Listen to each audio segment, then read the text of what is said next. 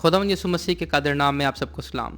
मेरा नाम जो है शफताशर है, और जितने भी लोग मेरे चैनल को फॉलो कर रहे हैं वो जानते हैं कि मैं अपने चैनल पर बिब्लिकल वीडियोस बनाता हूं। आजकल हम इस किताब पर मुताला कर रहे हैं, इस टॉपिक पर मुताला कर रहे हैं, ऐसा अज़दवाज कायम करना जो मुस्तकिल रहे। इसके पहले 3 सबक मैं डाल चुका हूं। पहले सबक के अंदर हमने देखा था कि अज़दवाज का मकसद क्या है और इसकी बुनियाद क्या है, क्यों बनाया गया, और इसमें तलाक का कॉन्सेप्ट कहाँ से आ गया। दूसरे सबक में हमने मर्द के किरदार के बारे में देखा था। तीसरे सबक में हमने औरत के किरदार के बारे में देखा था, यानी कि मियाँ का किरदार कैसा होना चाहिए और बीवी का किरदार कैसा होना चाहिए। इन दोनों पर हम बात कर चुके हैं। आज एक बहुत ही अहम मौजू पर हम बात करेंगे। आज का जो अहम मौजू है वो है कम्युनिकेशन, यानी कि राब्ता, बातचीत, कि एक दूसरे के साथ बातचीत कैसे की जाए। ये वो मसला है जो हर किसी को दरपेश है बहुत ही आसानी से। इनफैक्ट आपने देखा होगा कि बात बात में कभी कभार ऐसी बात होती भी नहीं है कि जो आपके दिल में होती है, लेकिन अगले शख्स को वो दिल पे लग जाती है और वो किसी और सेंस में ले लेता है। इसी कन्फ्यूजन को दूर करने के लिए, इसी बात को दूर करने के लिए कि किसी तरह से कोई गलत मतलब ना आपका ले ले, आपको बहुत सोच समझ के जवाब देने की ज़रूरत है। खैर, आज हम बाइबल मुक़द्दस में से सीखेंगे कि हमें किस तरह से बातचीत करनी चाहिए। चले आए इसका चौथा हफ्ता निकालें, यानी कि चौथा सबक, और उसके अंदर हम बातचीत के बारे में गौर करेंगे। सबसे पहला जो हमें हवाला दिया गया है वो है याकूब, उसका 3 बाब, उसकी पहली 8 आयत। मेरे अजीजों, पूरी किताब मुक़द्दस के अंदर जिस तरह से याकूब 3 बाब के अंदर ज़बान को बयान किया गया है, उस तरह से कहीं भी नहीं बयान किया गया। तो बहुत अच्छा होगा कि आप पूरा बाब देखें कि वहाँ पर याकूब क्या कहता है। और याकूब बहुत सी इस्तिलाहात इस्तेमाल करता है, बहुत सी तस्वीर इस्तेमाल करता है, बहुत से वो पिक्चर्स इस्तेमाल करता है, जिससे वो बताता है कि ज़बान कैसी है और उसे क्या करना चाहिए।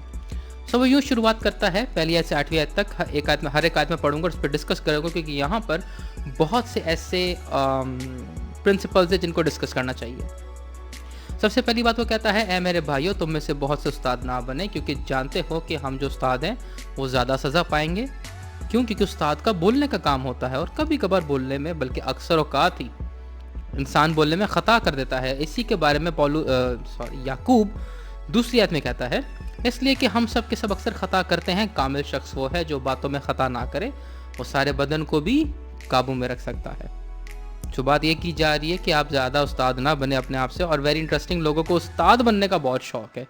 तो याकूब सुने क्या कहते हैं, तुम में से बहुत उस्ताद ना बने। जो उस्ताद है सिर्फ वही उस्ताद बने, क्योंकि उस्ताद जो ज़्यादा सज़ा पाएंगे। तो जितने भी लोग बग़ैर किसी उस्ताद से सीखे उस्ताद बन जाते हैं, आप देख लीजिए।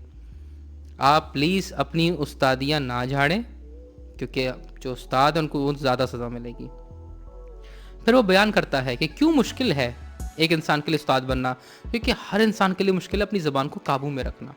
वो आके बताता है, जब हम अपने काबू में करने के लिए घोड़ों के मुंह में लगाम लगा देते हैं तो उनके सारे बदन को भी घुमा सकते हैं। देखो, जहाज़ भी अगरचे बड़े बड़े होते हैं और तेज़ हवाओं से चलाए जाते हैं, तो भी एक नहायत छोटी सी पतवार के ज़रिए मांझी की मर्ज़ी के मुआफिक घुमाए जाते हैं। पतवार आपको पता है कितनी सी होती है? शिप के पीछे छोटी सी दुम टाइप होती है, और पूरे समुद्री जहाज़ के मुकाबले में इसका साइज़ 5 से 10% होता है। यानी कि अगर आपका समुद्री जहाज़ 100 फुट लंबा है, तो इस पतवार कितनी होगी? सिर्फ 5 फुट लंबी होगी या 10 फुट लंबी होगी, उससे ज़्यादा फुट लंबी नहीं होगी, लेकिन ये बड़े बड़े जहाज़ों को घुमा देती है। और यहाँ पर याकूब एक बात करता है, कहता है ये जहाज़ तेज़ हवाओं से चलाए जाते हैं। तेज़ हवाएं देखी हैं आपने? कभी कभी आंधी चलती हुई देखी है? वो बंदों को क्या, बिल बोर्ड्स, जो बड़े बड़े बोर्ड्स होते हैं, उनको उड़ा देती है, घरों में दरारें डाल देती है। इतनी ताकत होती है इस हवा के अंदर। इतनी तेज़ हवाओं के साथ चलने वाला जहाज़ बनिस्बत किससे घूम जाता है? छोटी सी पतवार से घूम जाता है। और याकूब यही कहता है कि छोटी सी पतवार की तरह हमारी ज़बान वो यूं मोड़ देती है हमें। इसी तरह ज़बान भी एक छोटा सा उज़ है और बड़ी शेखी मारती है। देखो, थोड़ी सी आग से कितने बड़े जंगल में आग लग गई, तो फ़ौरन से आग लगा सकती है, फ़ौरन से। बराए मेहरबानी इसको संभाल के रखिए। ज़बान भी एक आग है। ज़बान हमारे अज़ा में शरारत का एक आलम है। सो जितनी शरारतें हैं आप ज़बान से कर सकते हो। और जितने भी हरामकार लोग हैं जो मेरी इस वीडियो को देख रहे हैं, जिन्होंने किसी न किसी लड़की के साथ हरामकारी की है, स्पेशली मर्दों ने, वो जानते हैं कि वो अपनी ज़बान से क्या कर सकते हैं। एक खातून जल्दी से राज़ी नहीं होती कि वो किसी के साथ बिस्तर पे चली जाए। لیکن مرد کیا کرتا ہے؟ اس کی تعریفیں کرتا ہے، اس کو پیار سے بہلاتا ہے اور پھسلا دیتا ہے رومانس کی باتیں کر کر کے۔ سیکس کی شروعات کہاں سے ہوتی ہے؟ آپ کی باتوں سے ہی تو ہوتی ہے۔ وہ آہستہ آہستہ باتیں کرتا ہے، پیار بڑی میٹھی میٹھی باتیں کرتا ہے، اور عورت کا دل پگھل جاتا ہے اور وہ سب کچھ کرنے کے لیے تیار ہو جاتی ہے، یہاں تک کہ اپنا جسم دینے کے لیے بھی تیار ہو جاتی ہے، اور وہ اس کا جسم لے کر یہی اس کی بس آخری منزل ہوتی ہے، تو وہ چلا جاتا ہے۔ تو جتنی بھی شرارتیں ہیں آپ اپنی زبان سے کر سکتے ہیں، اور اپنی زبان سے بہت شرارت کر سکتے ہیں۔ آپ اپنی زبان کا استعمال کس طرح سے کرتے ہیں یہ دھیان میں رکھیے گا۔ پھر وہ کہتا ہے سارے جسم کو آگ لگاتی ہے اور دارے دنیا کو آگ لگا دیتی ہے اور جہنم کی آگ سے جلتی رہتی ہے۔ یعنی کہ آپ کے جسم کو صرف یہی زبان ہی، جیسے کہ میں نے بتایا، زبان ہی آگ لگاتی ہے اور داغ بھی لگا دیتی ہے۔ کیسے داغ لگاتی ہے؟ حرام کاری کرنی ہے، آپ اپنی زبان سے شروعات کرتے ہیں، پھر قتل کرنا ہے، خون کرنا ہے، جو بھی ہے ساری شروعات زبان سے ہی ہوتی ہے۔ رشوت لینی ہے، جھوٹ بولنا ہے، واٹ ایور، سب کی شروعات زبان سے ہوتی ہے۔ اور چھٹی آیت کے آخر میں کیا کہتا ہے؟ کہتا ہے جہنم کی آگ سے جلتی رہتی ہے۔ اس کا مطلب یہ نہیں ہے کہ واقعی میں جہنم کی آگ سے جلتی رہتی ہے، لیکن وہ ایک میٹافور استعمال کر رہا ہے۔ جہنم کی آگ کیسی آگ ہے؟ وہ کبھی نہ بجھنے والی آگ ہے۔ تو جہنم کی آگ سے جلتی رہتی ہے، یعنی کہ یہ چلتے چلتے نہیں تھکتی۔ اور میں آپ کو ایک بڑے مزے کی بات بتاؤں، زبان آپ کے پورے بدن کا واحد ایسا مسل ہے جو کبھی بھی نہیں تھکتا۔ جی، آپ کا منہ تھک سکتا ہے، آپ کے جبڑے تھک سکتے ہیں، آپ کے اور مسلز تھک سکتے ہیں، زبان آپ کی کبھی بھی نہیں تھکے گی، اور اس کے اندر کوئی ہڈی بھی نہیں ہوتی، لہٰذا یہ لوز کینن ہے، یہ چلتی رہتی ہے، does, this is how it works۔ پھر لکھا ہوا ہے کیونکہ ہر قسم کے چوپائے اور پرندے اور کیڑے مکوڑے اور دریائے جانور تو انسان کے قابو میں آ سکتے ہیں اور آئے بھی ہیں، مگر زبان کوئی آدمی قابو نہیں کر سکتا، وہ ایک بلا ہے جو رکتی ہی نہیں۔ لہٰذا میرے عزیزو، کوئی بھی زیادہ استاد نہ بنے، اس لیے شادی میں بھی آپ زیادہ استاد نہیں بنے۔ شادی میں بھی یہ نہ سوچے کہ آپ کو اپنے زوج سے زیادہ پتہ ہے، نہیں، آپ کو نہیں پتہ، تو زیادہ زبان چلانے والے نہ بنے۔ آگے چلیں، یعقوب کا ہم مطالعہ جاری رکھتے ہیں۔ تو یعقوب تیسرے باب میں ہی اس کی 9 سے 12 آیات میں وہ کہتا ہے، وہ ایک مقابلہ پھر پیش کرتا ہے، کہتا ہے اسی سے ہم خداوند اور باپ کی حمد کرتے ہیں، اور اسی سے آدمیوں کو جو خدا کی صورت پر پیدا ہوئے ہیں بد دعا دیتے ہیں۔ ایک ہی منہ سے مبارکباد نکلتی ہے اور ایک ہی منہ سے مبارکباد اور بد دعا نکلتی ہے۔ اے میرے بھائیو، ایسا نہ ہونا چاہیے۔ خدا کو ہم مبارک دیتے ہیں کہ خدا تو بھلا ہے، تو شفقت میں غنی ہے، تیری مرضی بھلی ہے، تو ہمیشہ اچھا ہی سوچتا ہے۔ اور پھر آدمی جو کہ خدا کی صورت پر بنے ہیں، یعنی کہ ہم آدمیوں کو کہتے ہیں، تو ہم انڈائریکٹلی ہم خدا ہی کو کہتے ہیں، ہم خدا ہی کو بددعا دیتے ہیں۔ ایسا کیسے ہو سکتا ہے کہ ہم ڈائریکٹلی خدا کو مبارکباد دے رہے ہیں اور انڈائریکٹلی خدا کو لعن طعن کہہ رہے ہیں؟ ایسا نہیں ہونا چاہیے، نہ ہی ایسا ہو سکتا ہے، لیکن لوگ کر دیتے ہیں۔ They do that۔ پھر آگے کیا ہمیں پتہ چلتا ہے؟ کیا چشمہ کے ایک ہی منہ سے میٹھا اور کھاری پانی نکلتا ہے؟ اے میرے بھائیو، کیا انجیر کے درخت میں زیتون اور انگور میں انجیر پیدا ہو سکتے ہیں؟ اسی طرح کھاری چشمہ سے میٹھا پانی نہیں نکل سکتا۔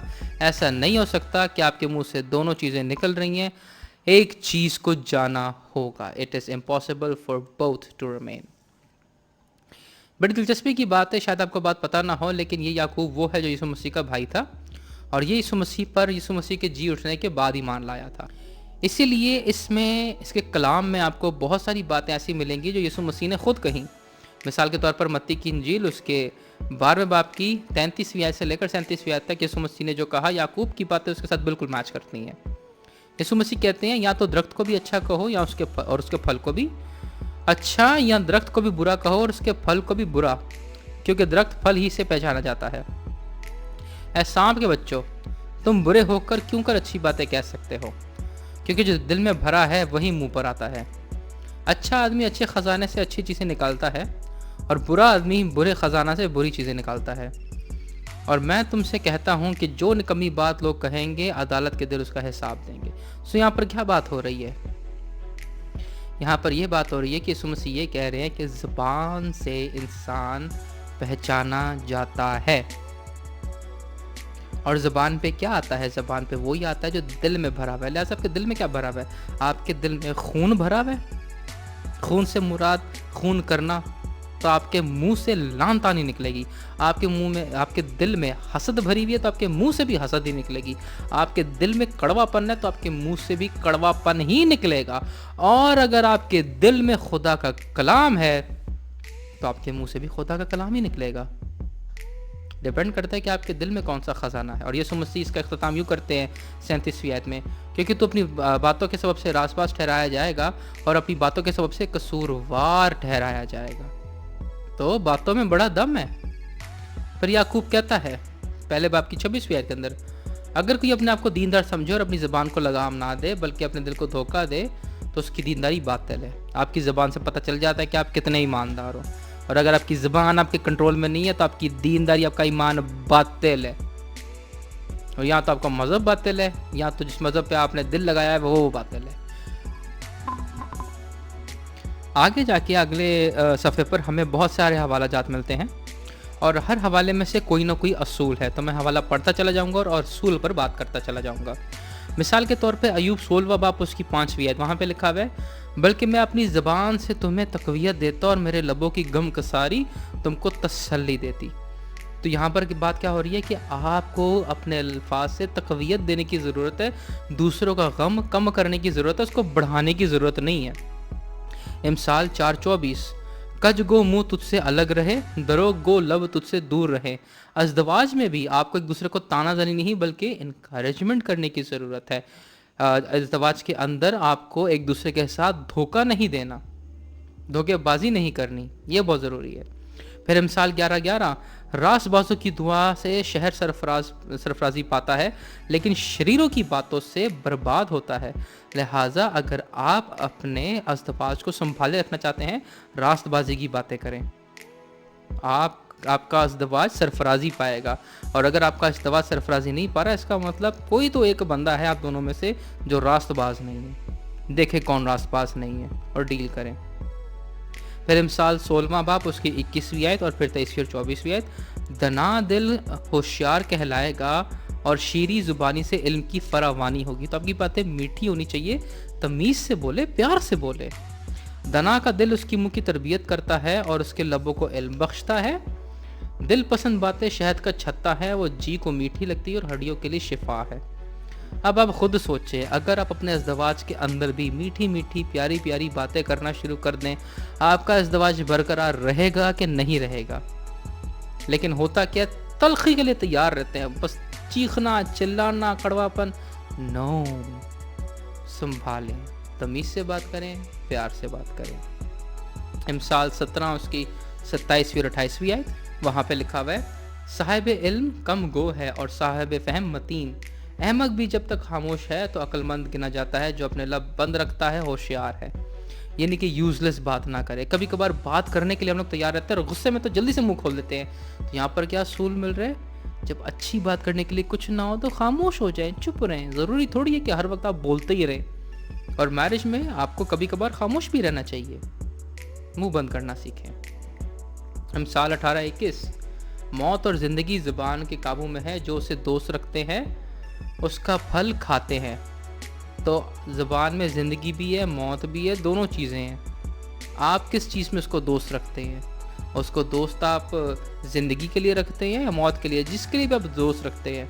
اگر آپ موت بانٹتے پھرتے ہیں نا، لوگوں کو کڑوی باتیں سناتے رہتے ہیں، تو آپ خود بھی موت ہی کھائیں گے. اور اگر آپ زندگی کی باتیں پھیلاتے رہتے ہیں تو آپ خود بھی زندگی کی باتیں ہی کھائیں گے.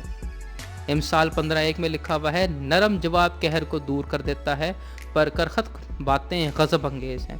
یہ اب وہ پرنسپل سٹارٹ ہو گئے ہیں جب دونوں میں اختلاف ہو جائے، کیونکہ میرج میں بھی اختلاف ضرور آئے گا. گناہ میں گرنے سے پہلے شاید اختلاف نہ ہوتا کیونکہ تب دونوں یونائٹڈ تھے کمپلیٹلی، لیکن اب گناہ میں گرنے کے بعد دونوں میں علیحدگی آ گئی ہے، اس طرح سے ایک نہیں رہے تو دونوں میں ڈویژن ہوگا. ڈویژن کو کیسے دور کیا جائے؟ آپ قہر میں بھی ہوں تو نرم جواب دیں. نرم جواب قہر کو دور کر دے گا، لیکن اگر آپ غصے میں بولیں گے تو الٹا لڑائی بھڑکے گی. پھر امثال 15:28، صادق کا دل سوچ کر جواب دیتا ہے پر شریروں کا منہ بری باتیں اگلتا ہے.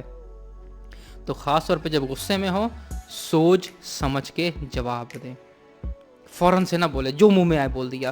پاکستانیوں کی یہ بڑی عادت ہے، جو منہ میں آئے بک دیتے ہیں. نہیں، آپ جانور نہیں ہیں، آپ انسان ہیں، لہٰذا انسانوں کی طرح بات کریں.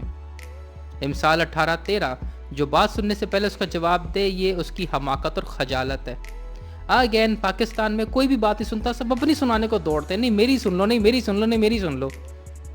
آپ بھی کسی کی سن لو، آپ کا بھلا ہو جائے گا۔ FCO 4:26 غصہ تو کرو مگر گناہ نہ کرو، سورج کے ڈوبنے تک تمہاری خفقی جاتی رہے۔ اب یہ بہت امپورٹنٹ بات ہے یہاں پر جو پولس کہتا ہے، سورج کے ڈوبنے تک تمہاری خفقی جاتی رہے۔ کیوں تمہاری خفقی جاتی رہے؟ کیونکہ اگر سورج کے ڈوبنے تک تمہاری خفقی نہیں گئی تو تم صحیح طرح سے سو نہیں پاؤ گے، اور اگر تم صحیح طرح سے سو نہیں پاؤ گے تو اگلی صبح اٹھو گے اور بولو گے یار یہ کیا ہو رہا ہے، بہت تھکن سی فیل ہو رہی ہے، ریسٹلیسنس فیل ہو رہی ہے۔ آپ کو یاد آئے گا او رات کو یہ بات ہوئی تھی، رات کو اسی لیے میں اسی طرح سے نہیں سویا۔ پھر آپ کیا کرو گے؟ آپ کڑوا منہ بنا لو گے اور پھر پورا دن خراب گزرے گا۔ جب پورا دن خراب گزرے گا تو پھر سے رات خراب گزرے گی، اور پھر سے رات خراب گزرے گی تو اگلی صبح پھر آپ کا موڈ خراب ہوگا، اور ایسے چلتے چلتے چلتے چلتے آپ کا غصہ آگے نکلتا جائے گا۔ اس لیے وہیں پر ہی اس کو روک دیں۔ پھر FCO 4 باب اور اس کی 29ویں آیت سے لے کر 31ویں آیت تک لکھا ہوا ہے، کوئی گندی بات تمہارے منہ سے نہ نکلے بلکہ وہی جو ضرورت کے موافق ترقی کے لیے اچھی ہو، تاکہ اس کے سننے والوں پر فضل ہو، اور خدا کے پاک روح کو رنجیدہ نہ کرو جس سے تم پر مخلصی کے دن کے لیے مہر ہوئی ہے۔ ہر طرح کی تلخ مزاجی اور قہر اور غصہ اور شور و غل اور بدگوئی، ہر قسم کی بدخواہی سمیت تم سے دور کی جائے۔ تو جتنی بھی تلخی ہے، جتنی بھی پرابلم ہے، جتنی بھی اسٹوپڈیٹی ہے، جتنی بھی کڑوی باتیں وہ اپنے زوج سے اور اپنے سے دور کریں، اس کو نکالے، ورنہ آپ کا ازدواج قائم نہیں رہ پائے گا۔ کلوسیوں میں لکھا ہوا ہے، کلوسیوں 4 باب 6 آیت، تمہارا کلام ہمیشہ سا پرفضل اور امکین ہو، تمہیں ہر شخص کو مناسب جواب دینا ہے۔ میرج میں بھی یہی ہوتا ہے، آپ مناسب جواب دیں، بنا سوچے سمجھے سخت یا تنگ جواب نہ دیں۔